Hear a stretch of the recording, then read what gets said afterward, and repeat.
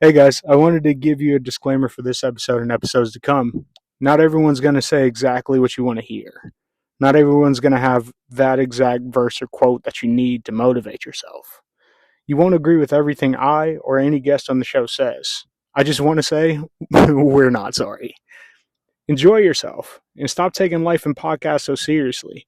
It'll make life a lot easier for you. These conversations aren't published to defame, hurt, or mislead anyone. We're here for an entertaining and educational time under God Almighty. And that's all. All right, enjoy the show. Well, Heavenly Father, I just thank you for this night. Thank you for this opportunity.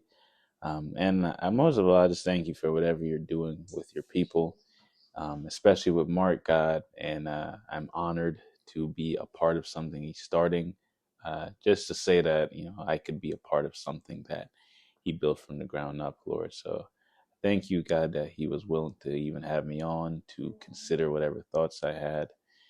And Lord, I just pray that by the end of this, Lord, we all have just a better insight, mostly about you, Father. Um, and let whatever else come, Lord. So thank you in Jesus' name, amen. Amen. So, Amen.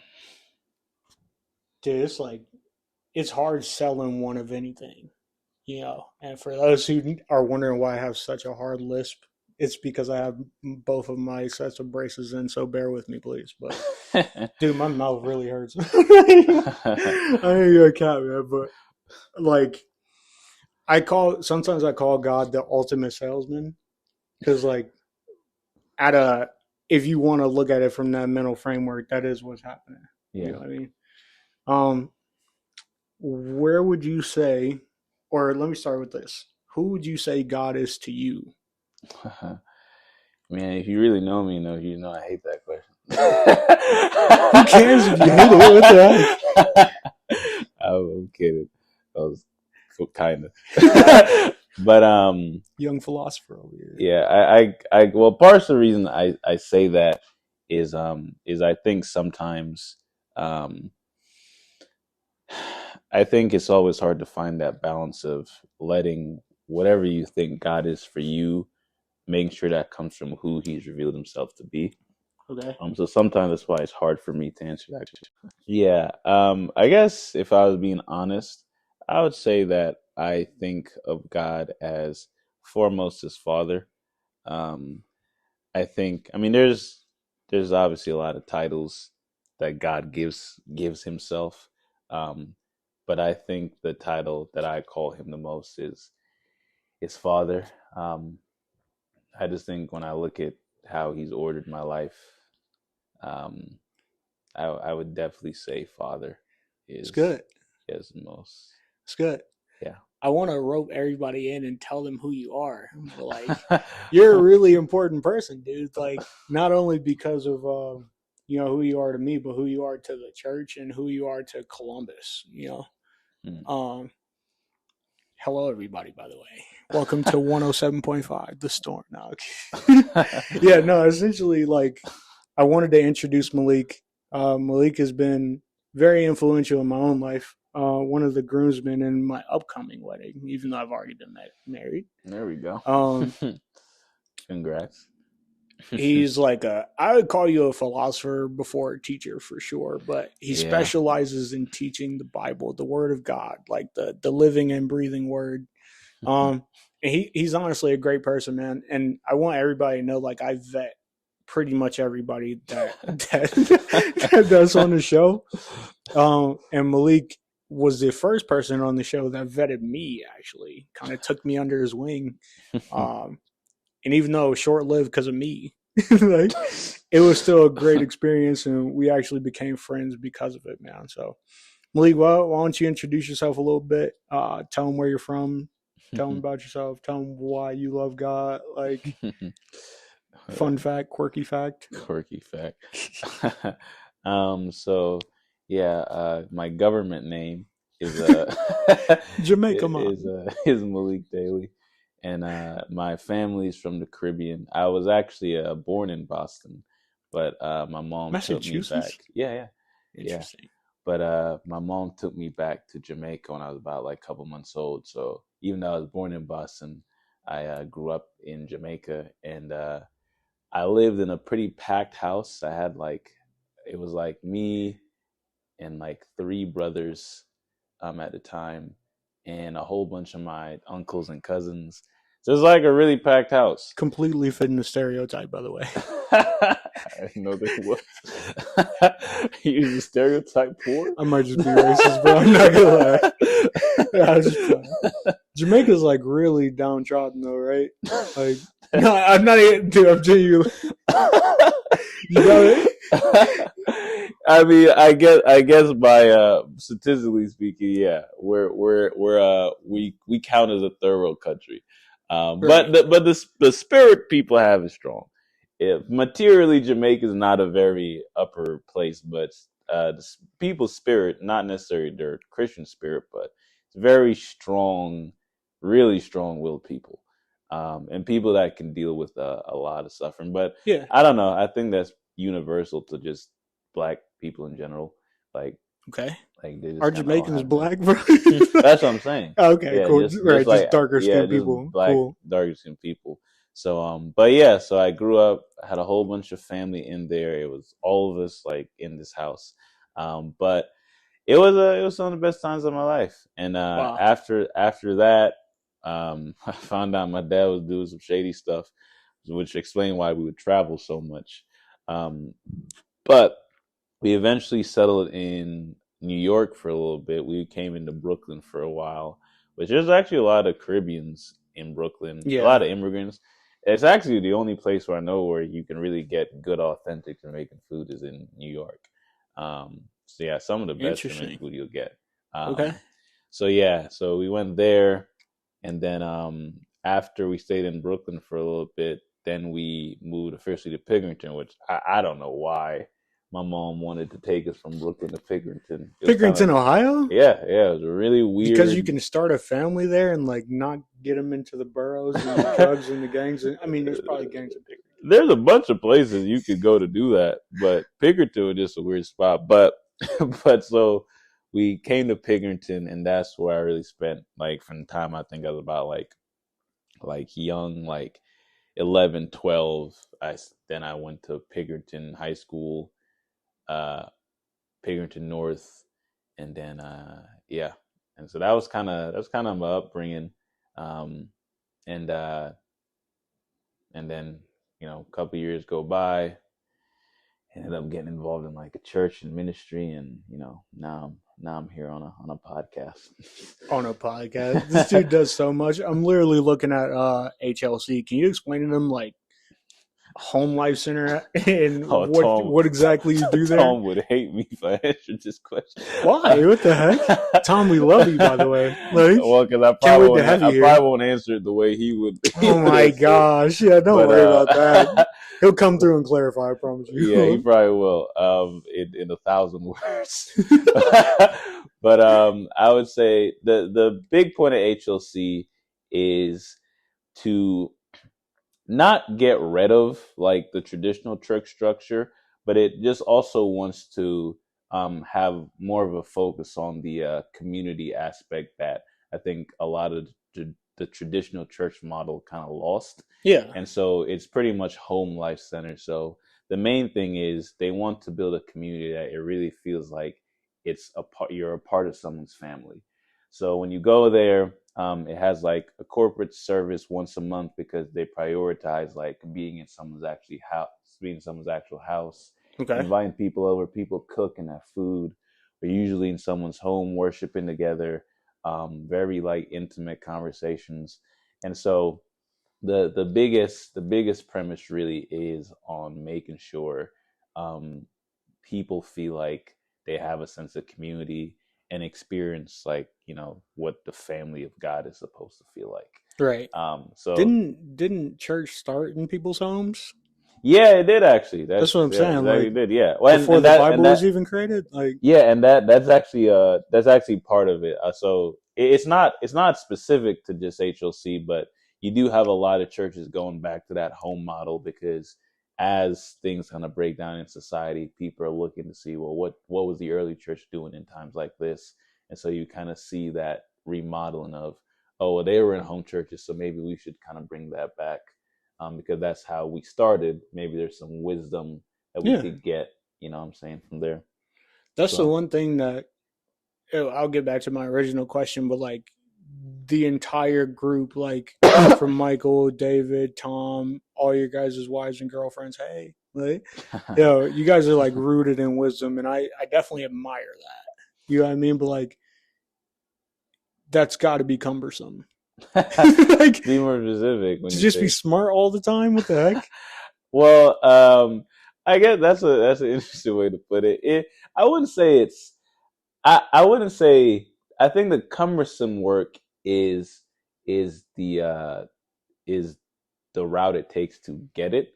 Okay. Because once you learn how to, it's like once you learn how to master anything. Mm-hmm. You know what I'm saying? It's more of a second nature to you. But once you like get it, it's fine.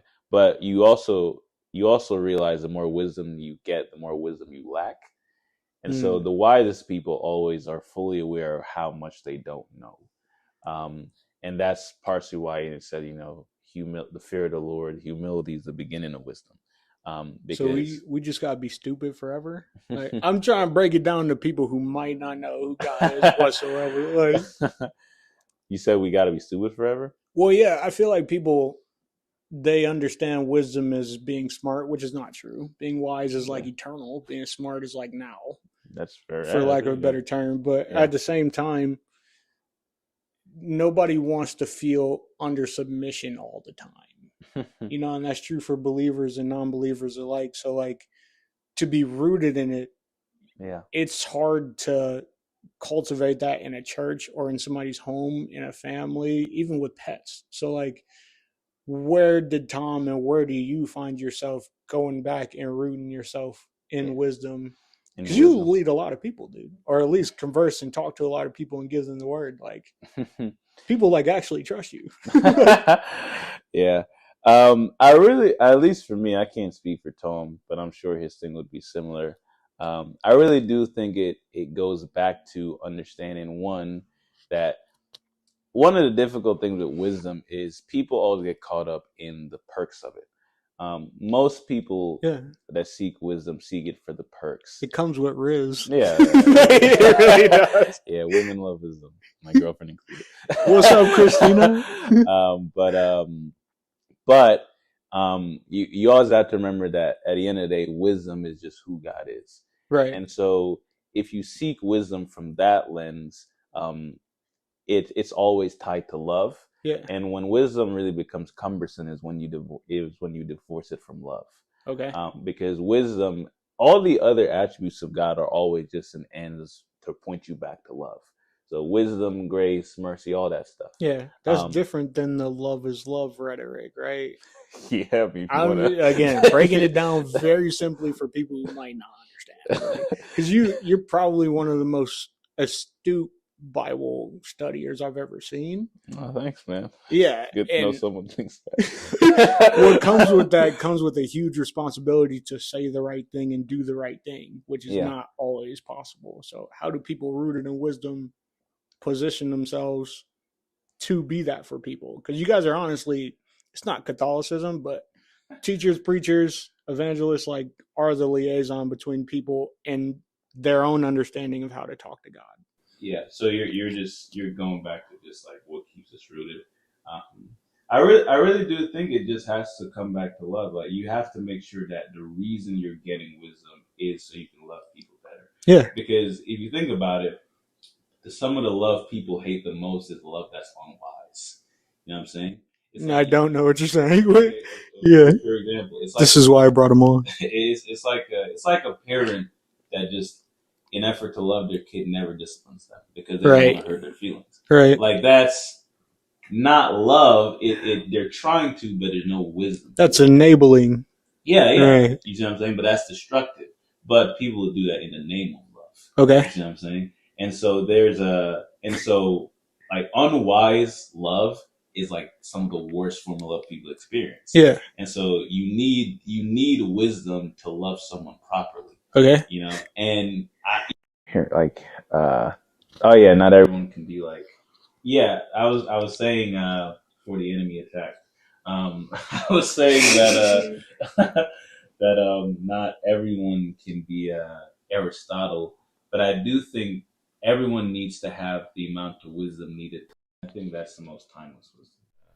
You're asking me how do you say rooted in wisdom, and I was saying, Oh yeah. yeah, I was saying staying rooted in wisdom goes back to love because that's the goal of it.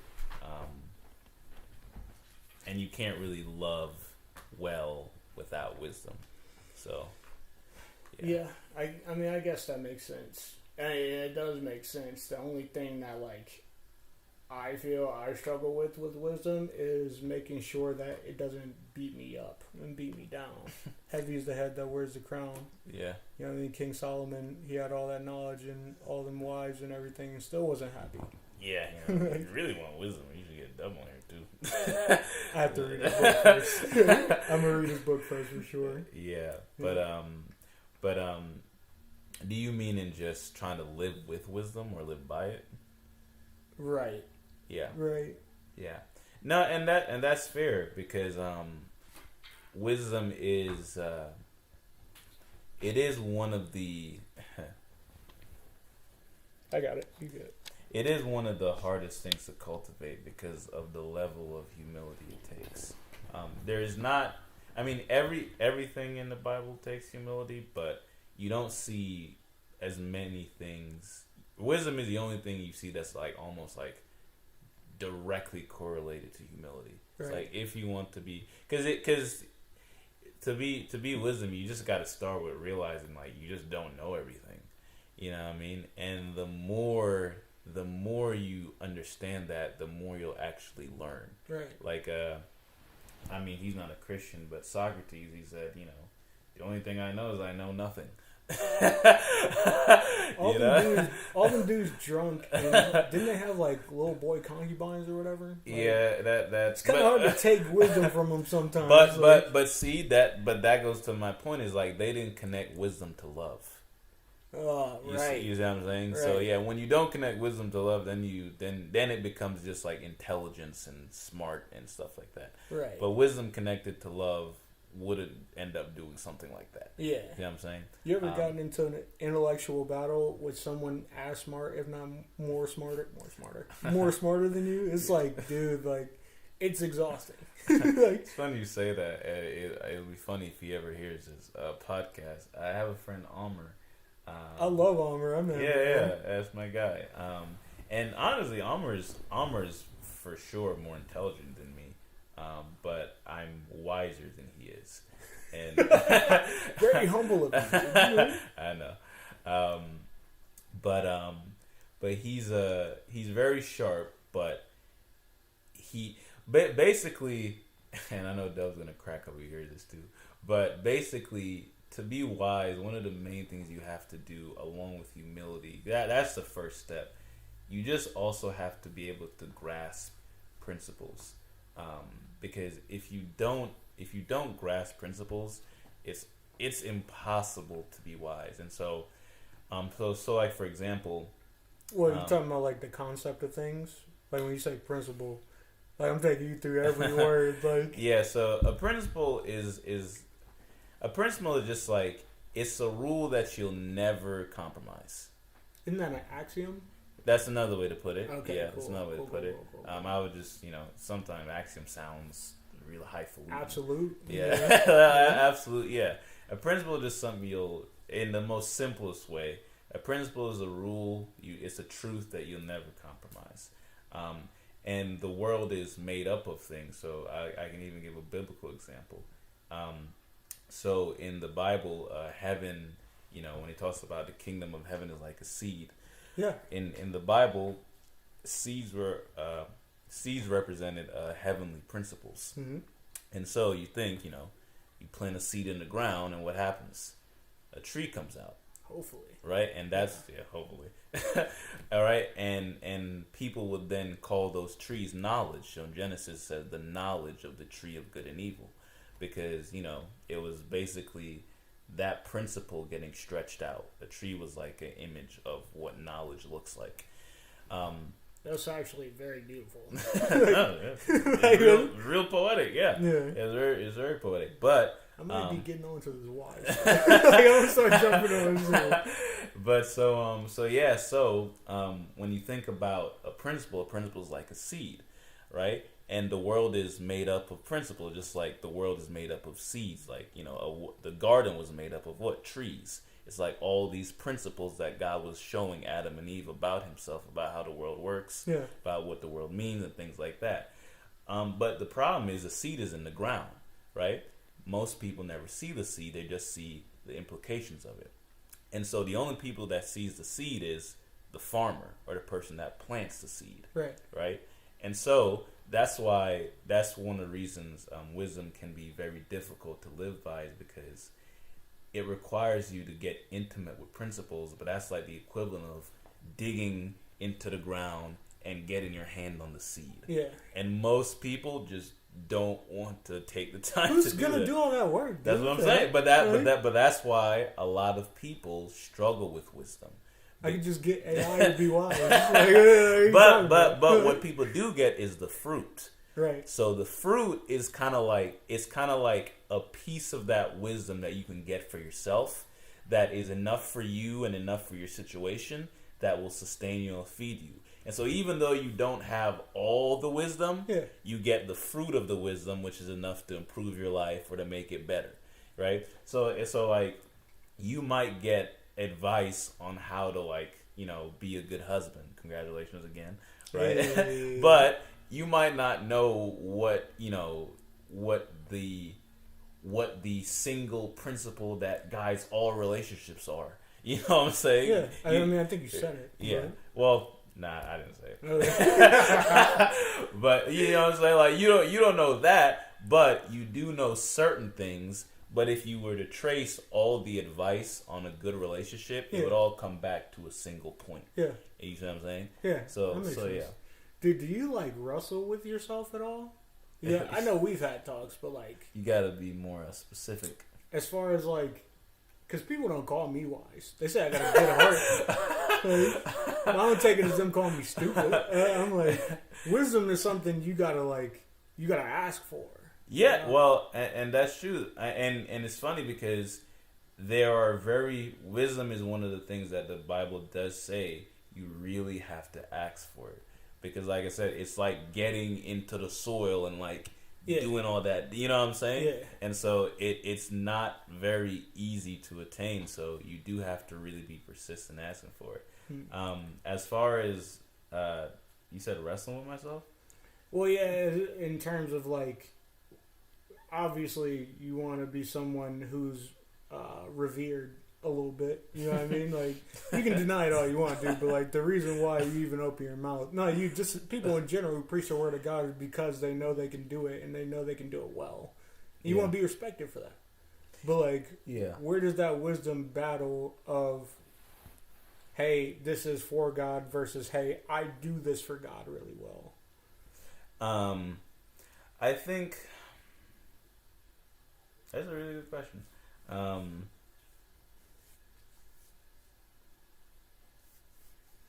Such a long pause on an audio adventure. As you can tell, I normally cut them out, though. Oh, that's fine, dude. I think people should hear the silence sometimes. It's cinematic. Yeah. I would say, I think when it comes to doing it for God, and it's not just with wisdom. I think it's with any gifting. I think it's with any gift or talent you have.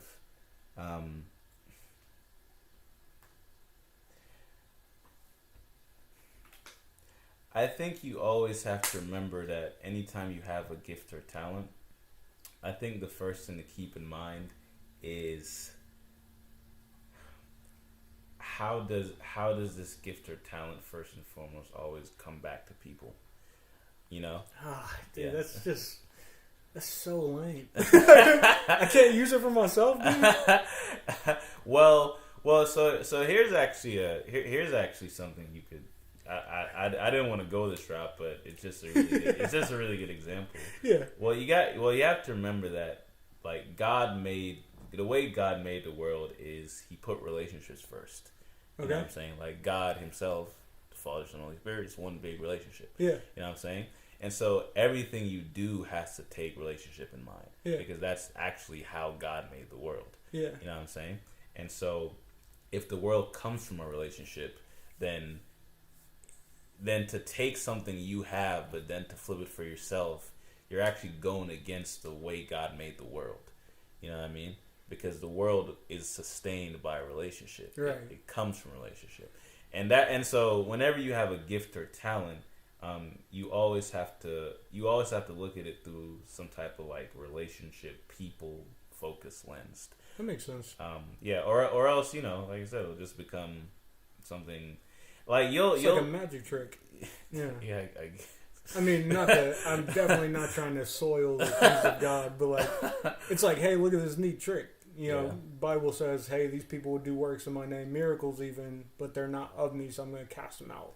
Yeah, and you know, and that's the thing. Jesus is a good example. You know, when the Bible says He didn't use equality with God to His own advantage. Right. You know what I'm saying? He used it for everyone else's advantage. Yeah. You know what I mean? You know, he could have, I'm sure he could have teleported somewhere if he wanted to, but, that would have been it. But instead he walked, you know, all day. He was probably tired, like, damn, I could really just, you know, but he didn't. Yeah. You know, he did. He was like, I'm going to not do this for myself. Yeah, he grew in wisdom. Yeah. Well, that's a little, and it does say he learned and grew, though. In a way. Yeah, I guess it's pretty much knowing the answer, but still learning the lesson. Yeah, that's true. You always gotta be careful with that. That's what I'm saying. Like, but I get your point. Yeah, because I was literally in a debate with the Jehovah's Witness, and they were like, Jesus isn't God, and I was like, He literally said He was. What are you talking about? Yeah. And then they pulled out the Bible verse of "This is my Father," and I'm like, okay, they don't understand the concept of the relationship like a Christian does, or a Christian should. Let me say. Yeah, that's very true. It's just hard to.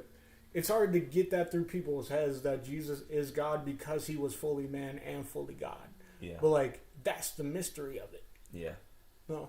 And actually, that's another thing too. I would say is at least with wisdom, you got to be okay with leaving mystery to things. Sometimes you get wisdom, you want to just figure everything out. Yeah. You got to be okay with mystery. But to your point about, you said the gift, or like how do you not use wisdom for yourself, or I mean, I can only speak for myself. Like, there's times where I've had to repent because it's like, okay, you can evangelize really well, but that doesn't mean your heart was doing it for God. Even though you're using God's name, and essentially you do want people to come to Christ. Yeah. But if you're using it in certain tricks and trades and everything like that, it's about personal edification at that point. Yeah, and here's the thing. There's actually there's a lot of studies on this, and it's not even, you don't even have to be a Christian to believe this. for those who out here might not. Yeah, you don't have to be a Christian to listen to this either. But go ahead. But basically, like, every study shows that people who like serve and volunteer always feel more fulfilled. Like, every study shows that, and it's the same thing with any gift. Like, the more you use your gift for others, the more the gift will actually start to edify you. But the more you use it for yourself, the more it'll start to tear you down. And so, but like I said, it goes back to how God made the world. Yeah, you know what I'm saying? I'm gonna go back to that, but I need people to understand how you came to believe in God. So, like, what was childhood like? What was your first memory of God talking to you? Like, what was that like? Does God talk to you, or do you just blindly believe this stuff like people think most Christians do? That's funny, man. That's a good question. You know, that's actually too strong. But bro, why are you editing yourself? Well, because I was gonna say something like that's actually not true. Okay. I guess I would say when I was really young, I think I probably believed in God from a very early age. Like, I really can't think of a time I didn't believe in God. That's awesome. But but I also had a mom that just drilled it into me. Fire, brimstone. You know? Yeah, Jamaican mom. Jamaican mom. Yeah, it's true. That's actually really true. They don't play about that homophobia either. Anyway, go ahead, bro, please talk, please. Because we'll start joking around and I'm actually trying to educate. Like, go ahead, please.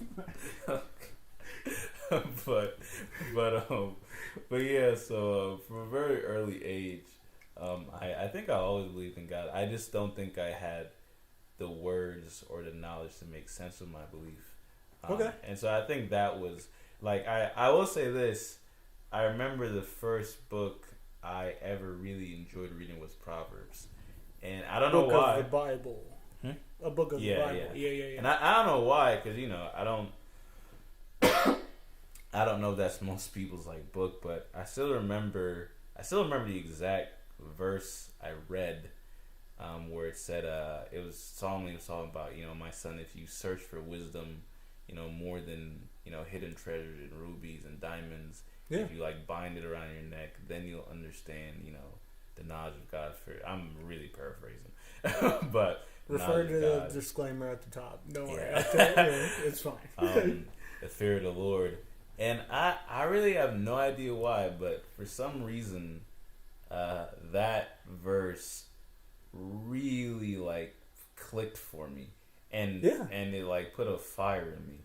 And ever since that day as a kid, for some reason, I just got like obsessed with like wisdom, and understanding how the world works, why the world works the way it does. How does understanding God help you understand the world? How do you, make the right decision in everything? Yeah. And like I said, I didn't. No one ever read me that before. Yeah. No one ever taught me. I was just in my room one day, sitting down reading, and I just remember reading that verse, and it just like hooked me like crazy. And I have no idea why. Dude, that's awesome. I gotta credit you though for being open to receive that type of instruction. You know what I mean? Because we were talking about it in Bible study yesterday. People take the Bible literally, like chop off your hand if it's causing you to sin. You know what I mean? Yes, I feel like God wouldn't be completely displeased with that. But at the same time, He wants you to respect and take care of your body because He paid for it. Yeah. So like the fact that you understood binding the word around your neck and now wisdom around your neck will help you understand. You don't even wear jewelry. But I'm just crediting you for being open enough to receive that, because when I tell people to pray to God or like ask God for wisdom or whatever you're looking, even me, like I'll ask God for something and then I'm not ready for His actual answer. Yeah, and yeah, that's very true. But yeah, when I think of that, I think I would say that how I came to believe in, but I guess that wasn't how I came to believe in God, because I already believe in God. But I guess most of my experience with God when I was younger really did touch very heavily on that. Yeah, and I guess maybe the only other thing I would say too is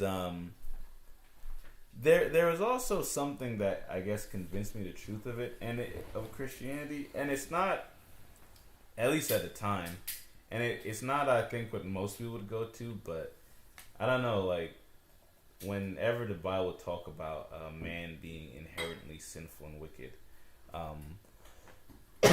I don't know, for some reason, as a kid, that just all I didn't understand why people thought that. So, because to me it was just so obvious. What, that humans were wicked? Yeah, I that was one doctrine I never had a problem with. Like, I accepted it the moment I heard it. I was like, yeah, that's true.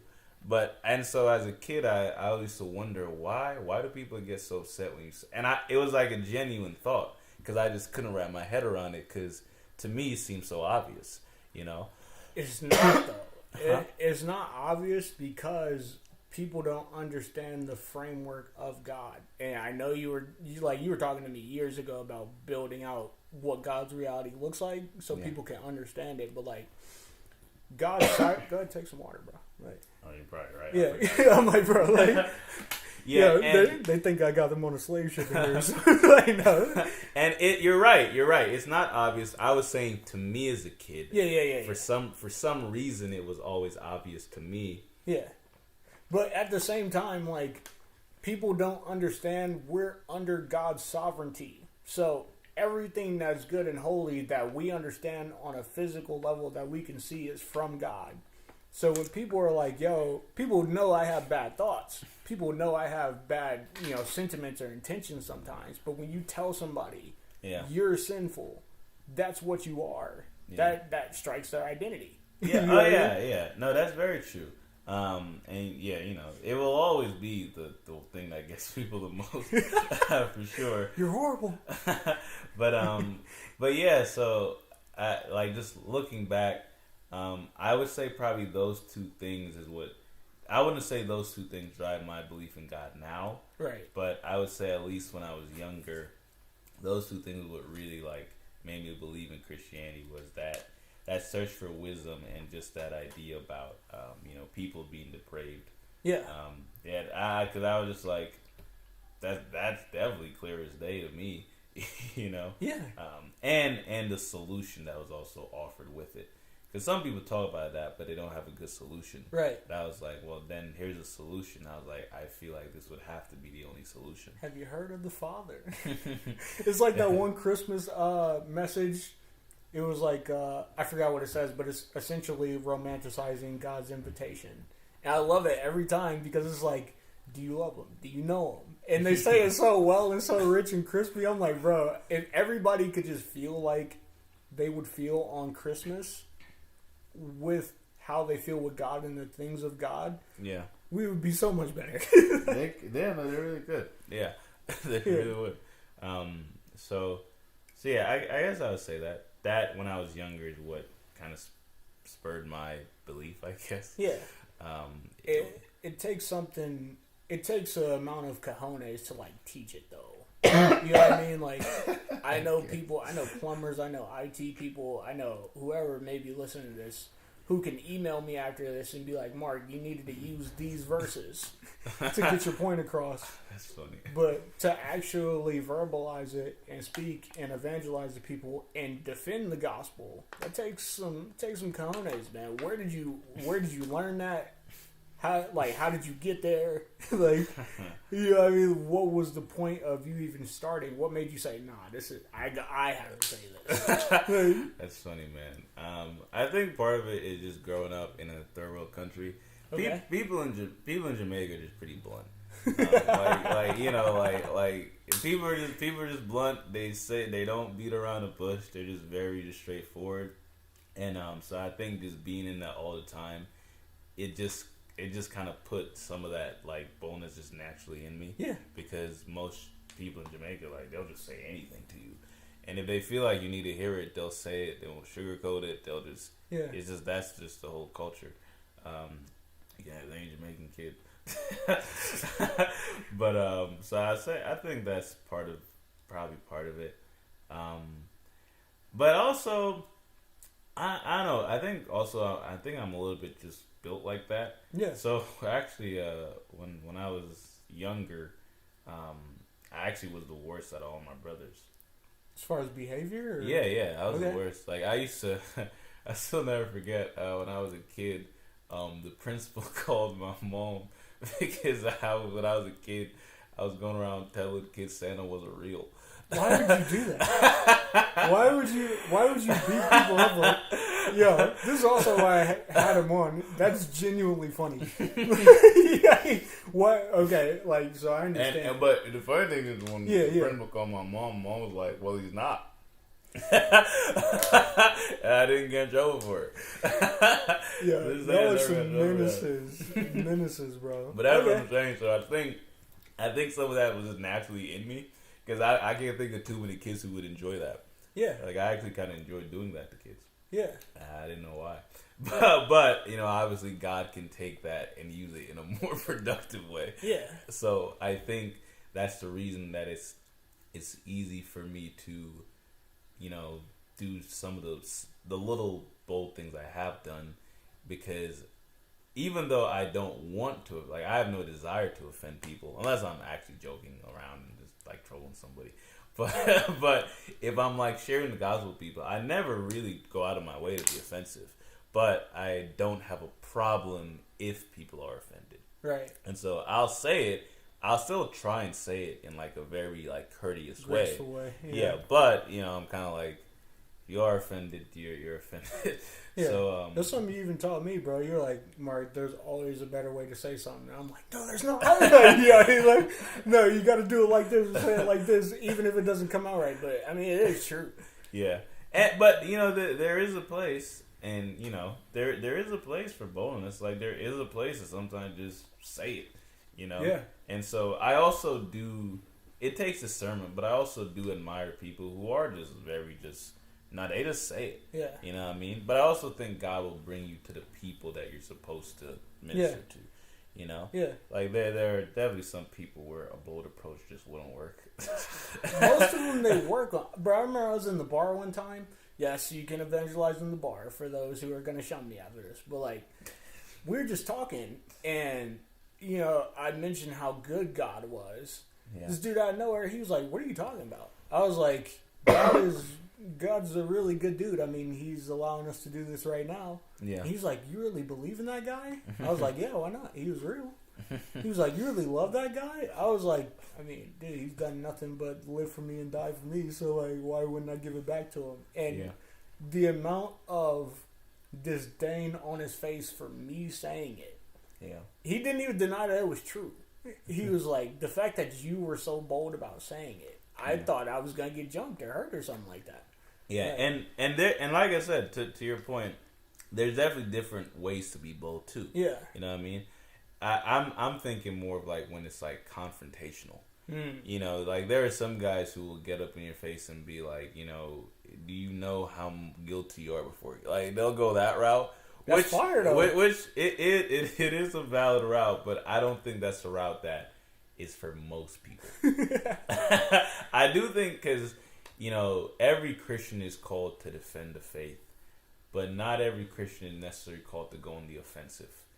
You know, so like, you know, you see why I have this guy on here? He just literally has, like, it's poetic, like almost musical in a sense. I appreciate that, man. But yeah, so I think defense is non-negotiable, but offense, you need a different tool set to go on the offense. Like Paul, he went on the offense a lot. Yeah. You know, like he was getting them in people's faces, like going in the synagogue, like confronting people, be like, you did it, you killed him, you're wrong. You know what I'm saying? But it makes sense because he was killing Christians before he met God. Right, but because he was built like that. Right. You know what I mean? Like he just kind of had that in him. Yeah. So, you know, to him, that's just natural. He can go and confront someone and he'll know how to do it. Yeah. He just needed to be kind of like, just, you know, brought in a little bit, like some of the edges shaved off, you know, like he just needed to get like cleaned up a bit. But once he was cleaned up, then he was like, okay, you can go out. But yeah, no, offensive, to go on the offense, you really do have to have a different way of thinking. Yeah. And like I said, that's not most, I don't think most believers. That's true. So yeah. Speaking of offensive, this is not an ad, guys, but it is an advertisement of the Bible, and I wanted to read the specific verse I called Malik in here for. You know, hold on, one second, let me find it. I'm going to read the New King James Version, but it's Matthew 5, verse 3. Blessed are the poor in spirit, for theirs is the kingdom of heaven. Right? Now, for those of you who don't know, that's from God's, which is Jesus, his Sermon on the Mount, which is probably his most famous sermon, right? Yeah. What I just read was one of the 8 to 10 Beatitudes. There's always a debate about how many there are, but in the words in red, there's like 8 of them, right? Yeah. And I wanted to ask you, and I wanted the audience to understand where I'm going with this, like, because everything in our world says get rich. Everything in our world says be wealthy. Everything in our world tries to push us to not only material wealth, but, you know, how you feel about your wealth and how much wealth you actually have or how much wealth you perceive. So when Jesus is like, blessed are the poor in spirit, for theirs is the kingdom in heaven. Yeah. That was not only controversial now, but back then, you know, they eventually killed him for saying stuff like that. Like, so when you read that at first, I'm assuming you read it. When you read that at first, or when you hear that, and then you see what society is pushing towards now, which is being rich in spirit, which on the surface level doesn't sound like a bad thing, but it's inherently destructive when you say it. Yeah. How does that make you feel? And how does that drive you to get the wisdom from God to deploy it to others? Well, one thing you always have to remember with the Bible is the Bible is always goes towards balance. It never will lead to a point where you get unbalanced. Okay, and like so Thanos. Yeah, I guess. He didn't wipe out half the universe. Jesus did the opposite. Yeah. He died for the universe. Thanos. He actually wants us to multiply. Yeah. But reverse Thanos. Yeah, reverse Thanos. I would say with the rich versus poor, because I think that really is a good point. It's not so much that God is against you being rich in spirit, because when we talk about the riches of God, we're talking about in spirit, like grace, love, mercy. That's all spirit. And he said you can be rich in these things. Yeah. You know what I'm saying? So it's not necessarily he doesn't want you to be rich in spirit. The reason it's like when God talks about you being empty, but also talks about you being full. Okay. You know what I'm saying? It's that one is the route to the other. And so pretty much if you want to become full, if you want to become rich in spirit, you have to first let God empty you to a point where he can fill you. Right. Because what happens is it's like you fill yourself up on junk food. And then you have an appetite for only that.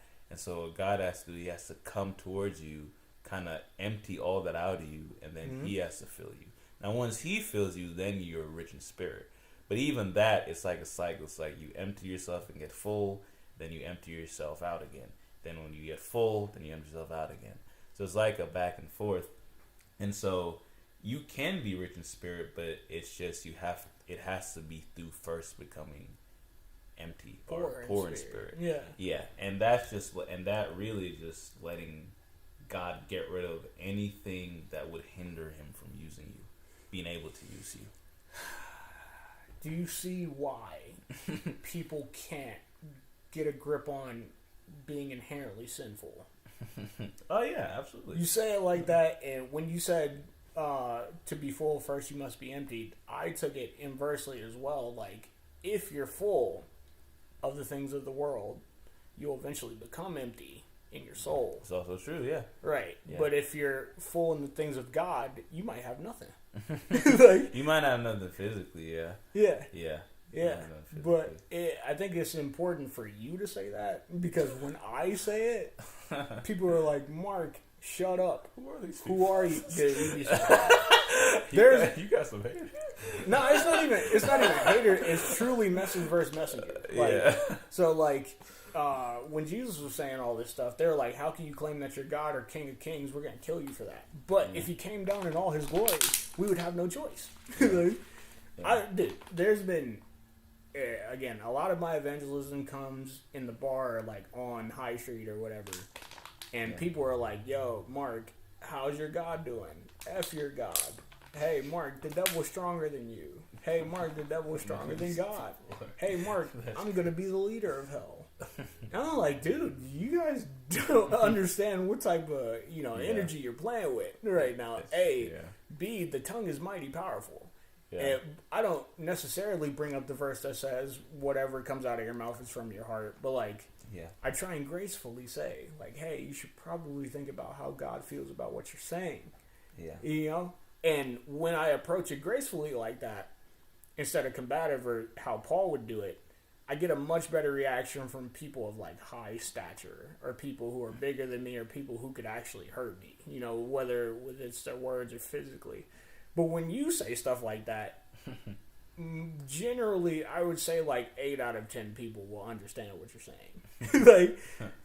Thank you for that. But it's also important for people to hear your perspective, because of not only your title, but the amount of humility that it's cultivated in you.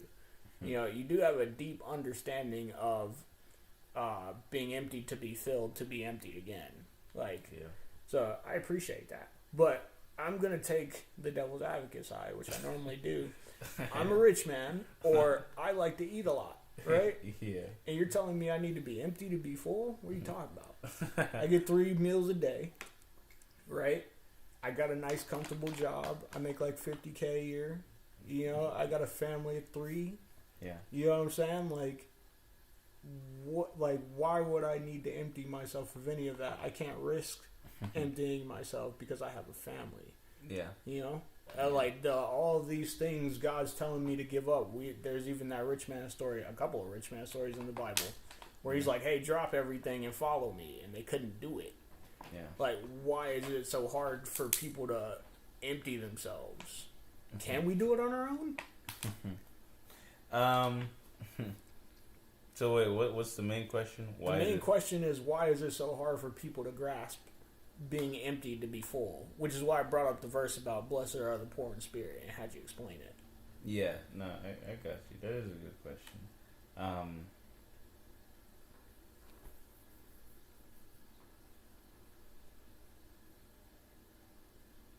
Well, I think the first thing is because all human beings start from a deficit. Like, so for example, Like, what do you mean? Yeah. So like, you know, I shouldn't use that example. But dude, please don't censor yourself. Like, so let me say it in a better way. Okay. So like, for example, everyone, well, like the human race, for example. Well, okay, like when you're born, for example, you're born as a baby. You're helpless. You're defenseless. You know what I'm saying? You're completely dependent on 2 people, at least hopefully 2 people, but at least somebody. You're dependent on someone to take care of you, and so you spend, a huge part of your life just learning to gain and grab and fill, and so at a certain point, it's like it's kind of necessary, you know. Right. And so if that's what shapes the first, 30, but like maybe like 15, 18 years of your life, you know what I'm saying? Like, it's very easy to see why to all of a sudden come with a switch is going to be difficult. You know what I mean? Especially if you weren't a kid that was given any responsibility. Yeah. You know what I mean? Like, you're just going to be focused on growing and all those things, you know? So I think it's first just because every person starts from a deficit. That's just how we're brought into the world. Right. And we also end in a deficit when we die. I mean, yeah, like your body could break down. Like, Yeah. I see what you're saying. Yeah. But like, I'm still the guy making $50K a year that doesn't get it. So And I'll get to that guy. I'm getting to that. But at least why it's hard, I think, is because for a good part of your life, you're doing the exact opposite. Now, on the flip side, the parents aren't. They're actually doing the opposite of that because they're just emptying and emptying and emptying and emptying. my wallet. Yeah, my wallet. So I say that's the first thing, just because it's just not natural to us. Yeah. You know what I'm saying? It's and for a certain amount of time, it makes sense why it's not natural to us. So I think that's part of the reason why it's hard, because we're used to 2 people just pouring into us for the first who knows how many years of our life. Right. And then all of a sudden we have to flip that. But if you think about it, that really is the biggest difference between an adult and a child, is that an adult learns how to find pleasure in emptying themselves for other people and considering other people and bringing up other people. You know, like a child just isn't capable of that. You know? And so I would say in one sense to that guy, if you ever really want to be a fully mature man or woman, is that to not empty yourself is to still be a child in an aspect. So that's the first thing I would say. But I would also say, any guy that's built up that much of wealth, he's had to empty himself at some point, like, because everything he did require some sort of sacrifice. True. And so, it's not so much whether or not you're going to empty yourself, it's what do you empty yourself for. And so he's already doing it. It's really becomes a question of, okay, is this thing I'm offering you worth that further emptying? And so that's where it really comes into play, because you can show him, dude, how many sleepless nights did you spend that you maybe weren't hanging out with your friends when you wanted to, or maybe you were you were getting rid of bad habits that you needed. You know what I mean? Like you might have liked, I don't know, smoking weed every day. I used to, yeah. You know what I mean? But in order to actually like get to where you want to be, you had to let that go. Yeah. You know what I'm saying? So you could eventually be filled up with something more fulfilling. And so you already do it. You know what I'm saying? And so you shouldn't really be taken aback when Jesus comes to you and say, "Hey, you need to empty yourself," you know, because you're actually kind of showing that in a way you already recognize the truth of what he's saying because you do it already. Yeah. It's just the issue then comes down to you just have an issue doing it for him. Yeah. And then if that's the case, that just proves the need for the gospel because you already do it, you just don't want to do it for him. Dang, bro. I honestly have never heard it that way. And if I wasn't baptized already, I'd get baptized right now. You know what I mean? Yeah. Let's take a break real quick so we can get some water, make a couple calls, and then we'll come back. I'll question you more. Okay. Question you more. That's cool. I am getting thirsty. All right, man. So we've talked about your come up. We've talked about how you became to believe in God. We haven't talked about any of the music you made, which we don't have to. Maybe on a different episode. I want to talk to you about this, like, dude, what do you even call it? Like, it's a document with the title on it, but it's some very deep information in there. It's just something in the works. At least for the last maybe couple weeks, couple months, just been feeling like God has been wanting me to address certain things that really first and foremost for his people, and then, you know, if it has an impact in the larger world, and so be it. But but one of the things I've been working on is like I said, I don't know if I call it a book, but commentary. Let's say a commentary.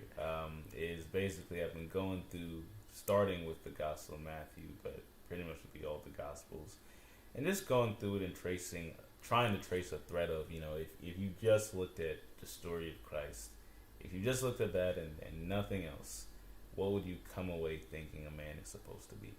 And so I wanted to tune out everything, like any other person you've heard, like if you just looked at Christ by himself, what would you think a man is supposed to be? And so that really is the point of the book.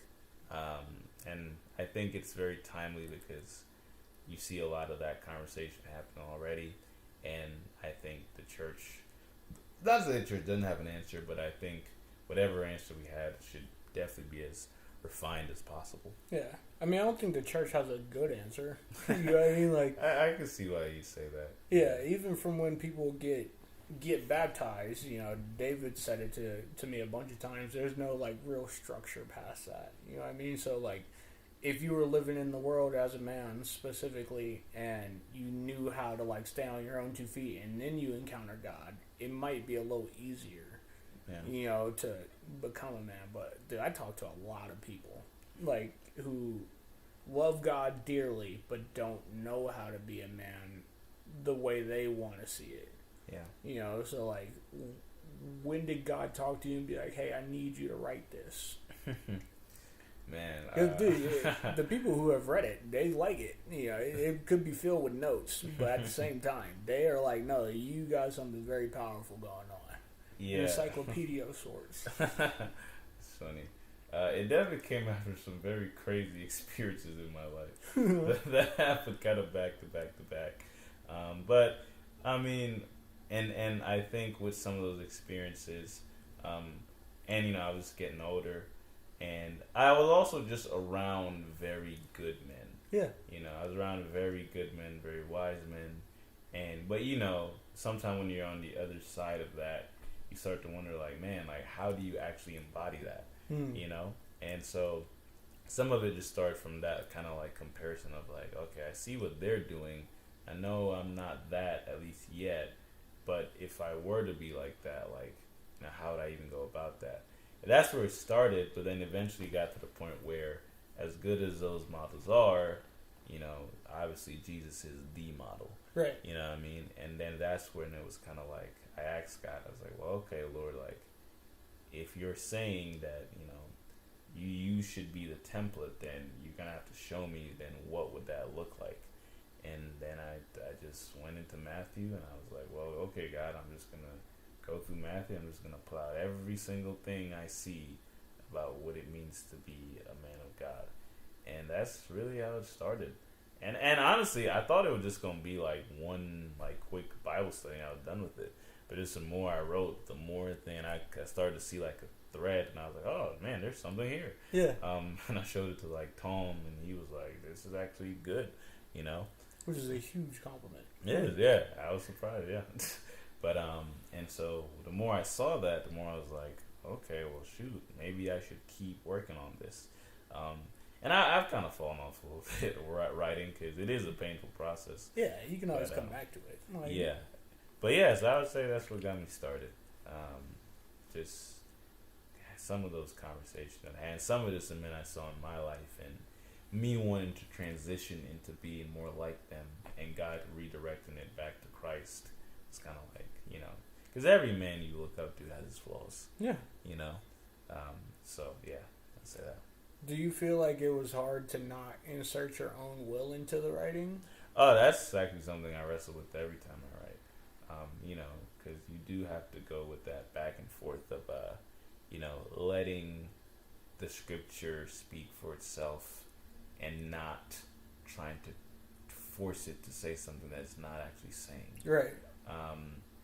And so, yeah, no, that's always something I have to watch because, which is why, and I probably could do it more, but which is why I try to at least spend a lot of time in prayer, and eventually I'll probably start fasting and praying before I read it. It's also why as I've been writing it, I let so many other people into the Google Doc so they can critique it, and so they Don't can tell them where it is.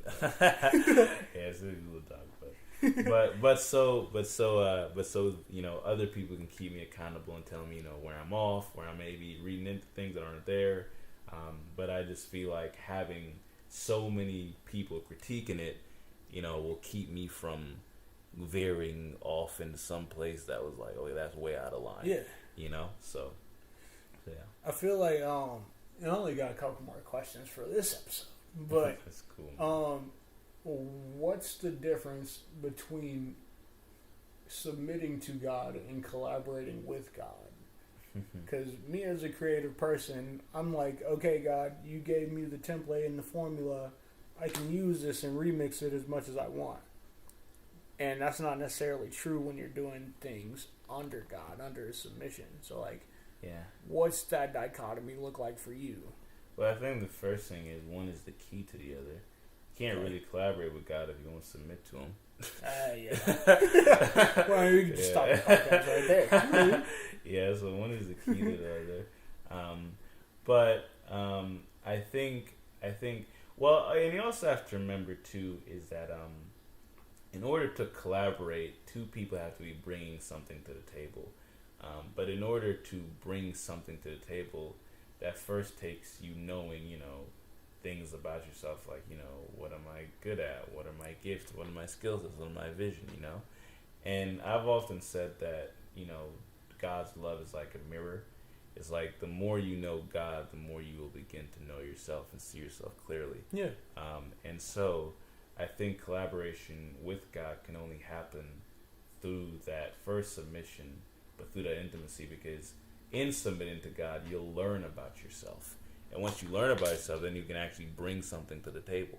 But if you don't submit to God, you won't know who you are, and so you can't really bring anything to collaborate with. True. And so yeah, you have to first let God reveal what you even have in you, and that comes through submission. Then once that happens, then you can actually collaborate with them, but people sometimes try to go the opposite route.